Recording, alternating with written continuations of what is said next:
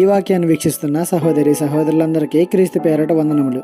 ఈరోజు వాక్యం ద్వారా దేవుడు మనతో చెబుతున్న మాట: ఇట్టి శాసనము బయలుదేరటం వలన జ్ఞానులు చంపబడవలసి ఉండగా వారు దానియేలును అతని స్నేహితులను చంపజూచిరి. దానియేలు గ్రంథము 2వ అధ్యాయము 13వ వచనము. రాజైన నెబుకద్నెజర్ కాలంలో దానియేలు అతని స్నేహితులు దేవునికి ఇష్టలుగా జీవిస్తూ దేవుని చిత్తానుసారంగా నడుచుకుంటూ రాజుకు సహాయకులుగా ఉండేవారు. అయితే ఆ కాలంలో దానియేలును అతని స్నేహితులను చంపాలని కుట్ర చేస్తారు. కానీ వారు దేవునికి ఇష్టలుగా ఉండినందున దేవుడే వారిని తప్పిస్తారు. ప్రస్తుత కాలంలో కూడా క్రైస్తవులను హింసించాలని, క్రైస్తవ్యానికి వ్యతిరేకంగా చాలా కుట్రలు చేస్తున్నారు.